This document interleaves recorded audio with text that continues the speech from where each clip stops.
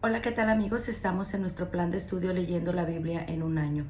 Hoy estamos en nuestro día 291 y vamos a leer Mateo 17. La transfiguración de Jesús.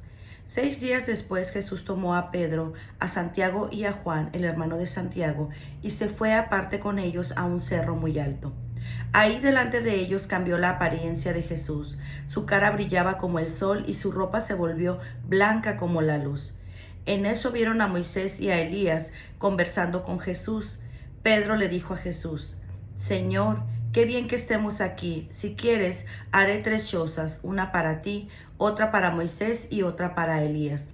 Mientras Pedro estaba hablando, una nube luminosa se posó sobre ellos, y de la nube salió una voz que dijo: Este es mi Hijo amado, a quien he elegido. Escúchenlo. Al oír esto, los discípulos se postraron con la cara en tierra, llenos de miedo. Jesús se acercó a ellos, los tocó y les dijo: Levántense, no tengan miedo. Y cuando miraron, ya no vieron a nadie sino a Jesús solo. Mientras bajaban del cerro, Jesús les ordenó: No cuenten a nadie esta visión hasta que el Hijo del Hombre haya resucitado. Los discípulos preguntaron entonces a Jesús: ¿Por qué dicen los maestros de la ley que Elías ha de venir primero? Y Jesús contestó: Es cierto que Elías viene primero y que él lo arreglará todo, pero yo les digo que Elías ya vino y que ellos no lo reconocieron, sino que hicieron con él todo lo que quisieron. Del mismo modo, el Hijo del Hombre va a sufrir en manos de ellos. Entonces los discípulos se dieron cuenta de que Jesús les estaba hablando de Juan el Bautista. Jesús sana a un muchacho que tenía un demonio. Cuando llegaron donde estaba la gente, se acercó un hombre a Jesús y arrodillándose delante de él le dijo: Señor, ten compasión de mi hijo, porque le dan ataques y sufre terriblemente. Muchas veces cae en el fuego o en el agua. Aquí se lo traje a tus discípulos, pero no han podido sanarlo. Jesús contestó: Oh gente sin fe y perversa, ¿hasta cuándo tendré que estar con ustedes? ¿Hasta cuándo tendré que soportarlos? Traigan acá al muchacho. Entonces Jesús reprendió al demonio y lo hizo salir del muchacho, que quedó sano desde aquel momento. Después los discípulos hablaron aparte con Jesús y le preguntaron: ¿Por qué no pudimos nosotros expulsar el demonio? Jesús les dijo: Porque ustedes tienen muy poca fe. Les aseguro que si tuvieran fe, aunque solo fuera del tamaño de una semilla de mostaza, le dirían a este cerro: Quítate de aquí y vete a otro lugar, y el cerro se quitaría. Nada les sería imposible. Jesús anuncia por segunda vez su muerte.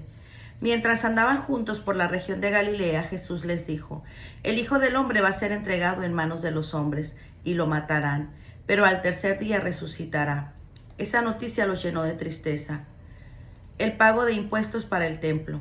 Cuando Jesús y sus discípulos llegaron a Cafarnaúm, los que cobraban el impuesto para el pueblo, para el templo, fueron a ver a Pedro y le preguntaron: ¿Tu maestro no paga el impuesto para el templo? Sí lo paga, contestó Pedro. Luego, al entrar en la casa, Jesús le habló primero diciendo: ¿Tú qué opinas, Simón? ¿A quiénes cobran impuestos y contribuciones los reyes de este mundo? ¿A sus propios súbditos o a los extranjeros? Pedro le contestó: A los extranjeros. Jesús añadió: Así pues, los propios súbditos no tienen que pagar nada, pero para no servir de tropiezo a nadie, vete al lago, echa el anzuelo y saca el primer pez que pique. En su boca encontrarás una moneda que será suficiente para pagar mi impuesto y el tuyo. Llévala y págalos. Mateo 18. ¿Quién es más importante? En aquella misma ocasión los discípulos se acercaron a Jesús y le preguntaron: ¿Quién es el más importante en el reino de los cielos? Jesús llamó entonces a un niño, lo puso en medio de ellos y dijo: Les aseguro que si ustedes no cambian y se vuelven como niños, no entrarán en el reino de los cielos. El más importante en el reino de los cielos es aquel que se humilla y se vuelve como este niño. Y el que recibe en mi nombre a un niño como este, me recibe a mí. El peligro de caer en pecado.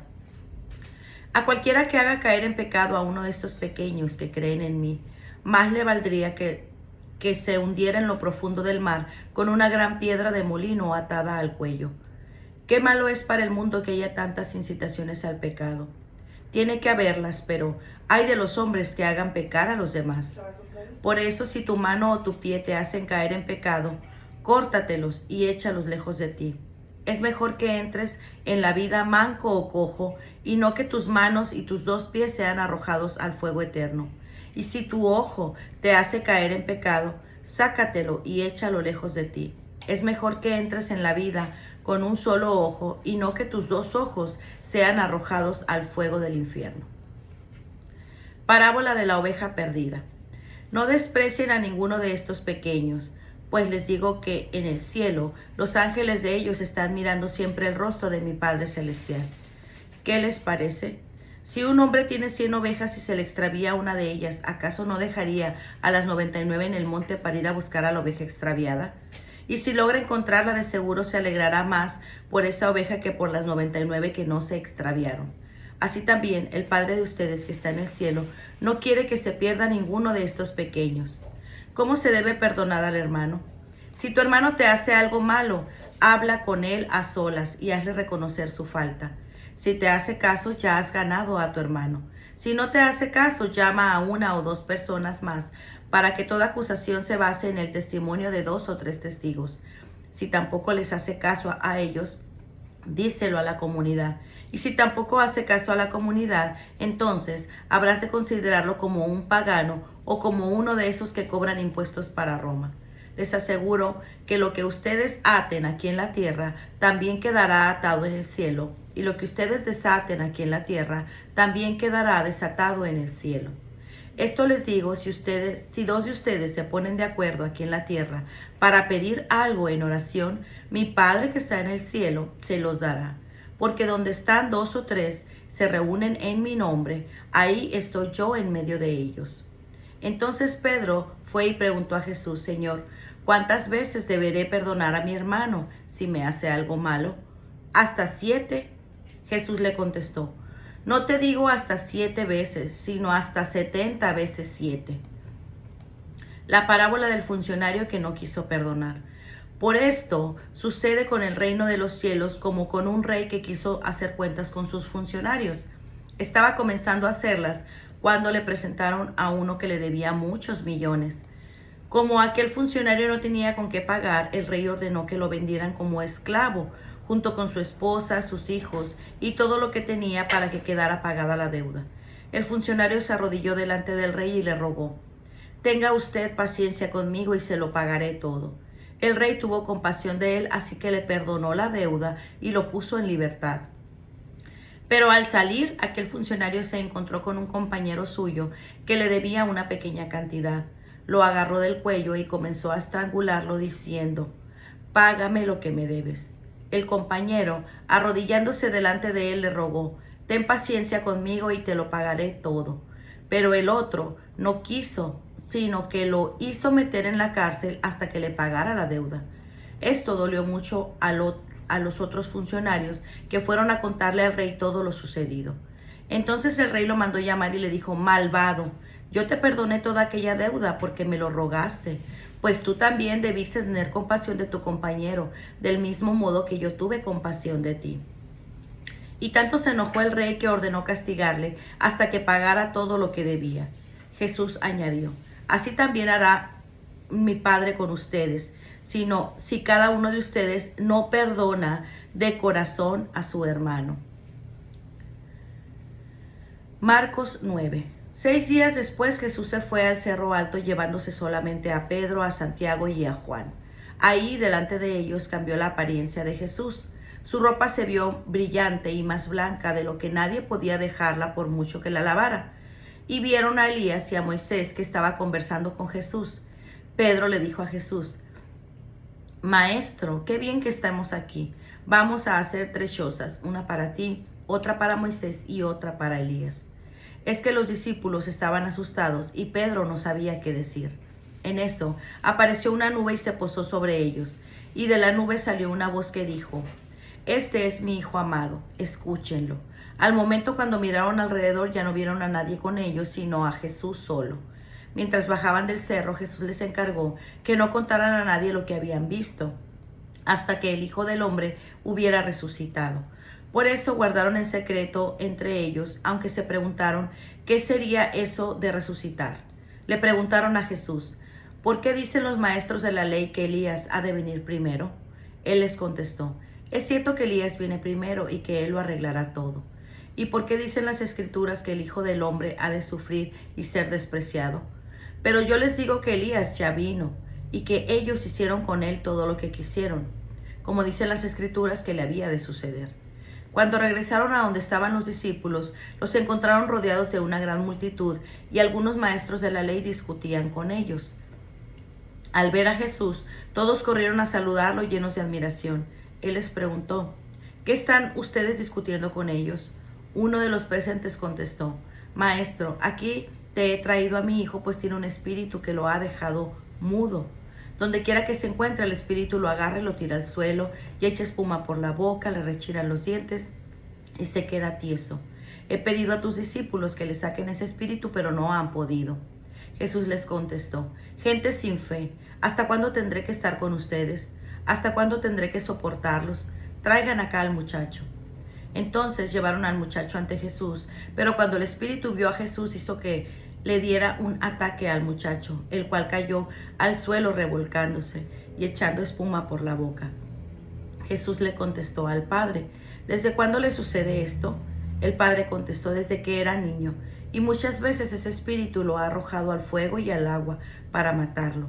Así que si puedes hacer algo, ten compasión de nosotros y ayúdanos. Jesús le dijo, ¿cómo que si puedes? Todo es posible para el que cree. Entonces el padre del muchacho gritó, yo creo, ayúdame a creer más. Al ver Jesús que se estaba reuniendo mucha gente, reprendió al espíritu impuro diciendo, espíritu mudo y sordo, yo te ordeno que salgas de este muchacho y que no vuelvas a entrar en él. El espíritu gritó e hizo que le diera otro ataque al muchacho. Luego salió de él dejándolo como muerto. De modo que muchos decían que en efecto estaba muerto.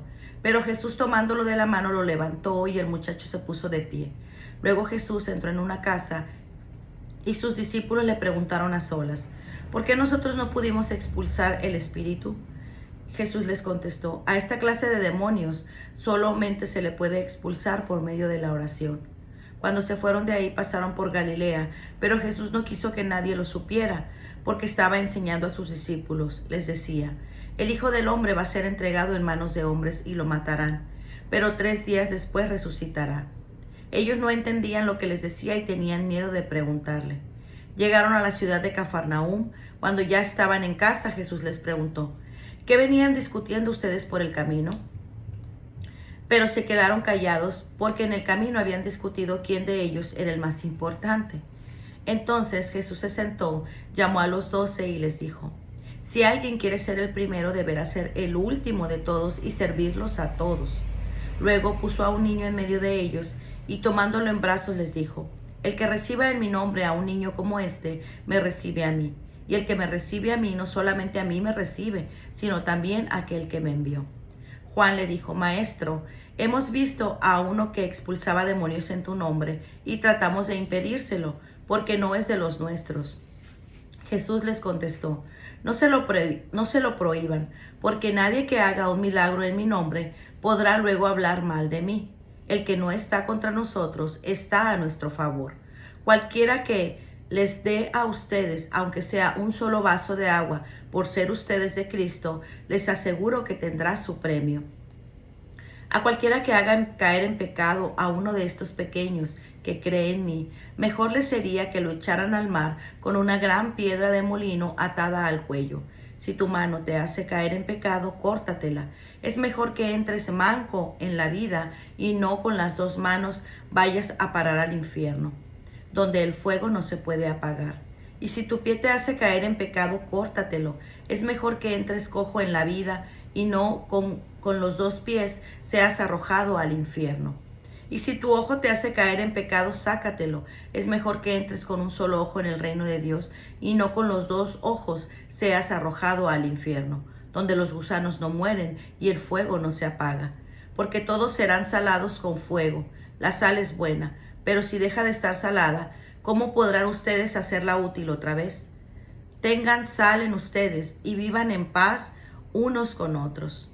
Pues muy bien, amigos, este ha sido nuestro día 291. Nos vemos el día de mañana. Que el Señor les bendiga grandemente.